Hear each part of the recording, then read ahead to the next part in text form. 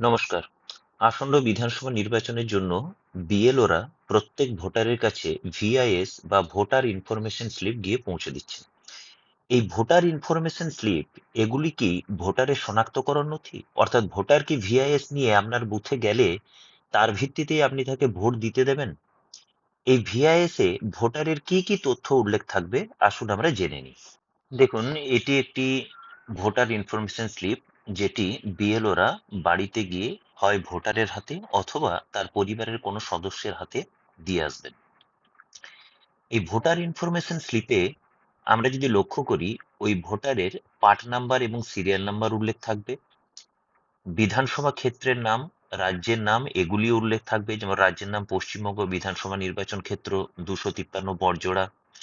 আচ্ছা, ভোটারের নাম থাকবে এখানে, যেমন বেলা মণ্ডল ভোটারের নাম, তার জেন্ডার থাকবে, এপিক নাম্বার থাকবে। ওই ভোটারের যদি এপিক থাকে তাহলে তার এপিক নাম্বার এখানে উল্লেখ থাকবে। এখন তো বেশিরভাগ ভোটারেরই এপিক হয়ে গেছে, অতএব এখানে এপিক নাম্বার থাকবে। তার স্বামীর নাম বা পিতার নাম এখানে উল্লেখ থাকবে।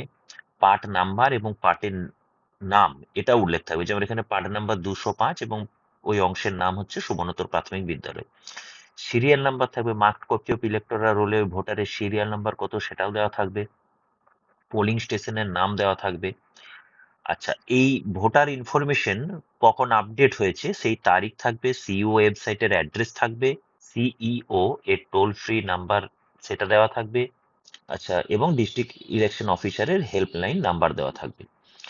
ভোট গ্রহণের তারিখ দেওয়া থাকবে এখানে, যেমন 23/4/2026 দেওয়া আছে, এবং ভোট গ্রহণের সময় এই যে দেখুন লেখা আছে সকাল 7টা থেকে বিকেল 6টা পর্যন্ত। এখানে একটি বিষয় লক্ষ্য করার মতো, এই ভোটার ইনফরমেশন স্লিপের একদম নিচে এটা কিন্তু উল্লেখ করাই আছে যে এটি ভোট দেওয়ার জন্য একটি শনাক্তকরণ নথি হিসাবে গ্রহণ করা হবে না। অর্থাৎ কোনো ভোটার যদি শুধুমাত্র ভোটার ইনফরমেশন স্লিপ নিয়ে আপনার বুথে ভোট দিতে আসেন, তাহলে ওই ভিআইএস এর ভিত্তিতে তাকে কিন্তু ভোট দিতে দেওয়া যাবে না। তার এপিক যদি থাকে, তার এপিক, তাহলে তার এপিক কিন্তু অবশ্যই শনাক্তকরণ নথি হিসেবে লাগবে।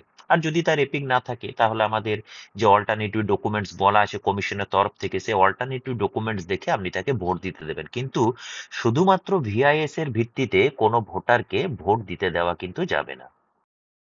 তবে ভিআইএস এ যেহেতু ভোটারের সিরিয়াল নাম্বার উল্লেখ করা আছে, আপনি ভিআইএস এর সাহায্যে সহজেই ওই ভোটারের নাম মার্কড কপি অফ ইলেক্টোরাল রোলে কোথায় আছে সেটা আপনি বের করে নিতে পারবেন।